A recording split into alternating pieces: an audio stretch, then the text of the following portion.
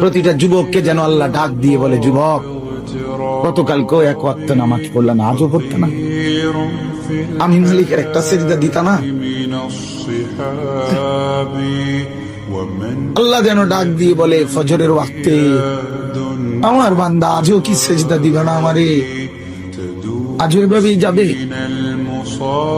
আজকের সারাদিনও নারী দেখতে দেখতে, উলঙ্গ ছবি দেখতে দেখতে কাটাবে, সেজদা দিবা না? আমি কি তোমাকে বানাই নাই? আমি কি তোমাকে চোখ দেই নাই? আমি কি তোমাকে কান দেই নাই? আমি কি তোমাকে জবান দেই নাই? আমি কি তোমাকে দুইটা ঠোঁট দেই নাই?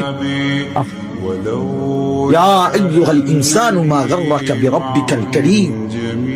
আল্লাহ বলে, আমার বান্দা, কে তোমাকে আমার মতো দয়ালু মনিব থেকে ভুল পথে নিয়ে গেল?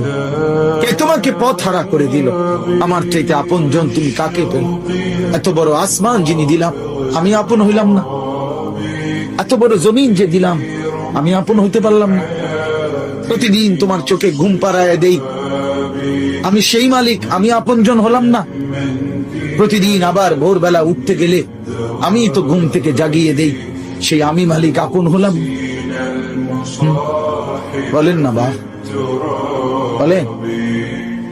আমার বাপ বলেন, একজন যুবক, ভাইয়া তুমি ভাবো, তুমি ডানে বামে তাকাইও না, দয়া করে অনুরোধ, আরেকজনের দিকে তাকে, তুমি ভাবো, তুমি ভাবো, একা ভাবো, একা, একজন ভাবো, একজন।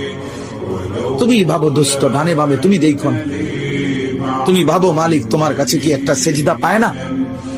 আজ কতদিন হয় ছেলেরা এইখানে, তো অনেক ছেলে, আমি তো চেহারা দেখলেই বোঝা যায়, কতদিন হয় ফজরের নামাজ পড়ো না ভাইয়া? বলো তো, বলো না বাপ। মালিকের চেনো না আজ কতদিন? আফা আমিনা আহলুল কুরা আন ইয়াতিয়াহুম বাসুনা বায়াতাও ওয়া হুম নাঈমুন। আল্লাহ তাআলা বলে, ও জনপদবাসী, মহল্লাবাসী, ও গ্রামবাসী, আমি আল্লাহ থেকে নিজেকে নিরাপদ কেমনে ভাবলা? আমি আল্লাহ তো চাইলে ঘুমন্ত অবস্থায় আযাব দিয়ে ধ্বংস করে দিতাম।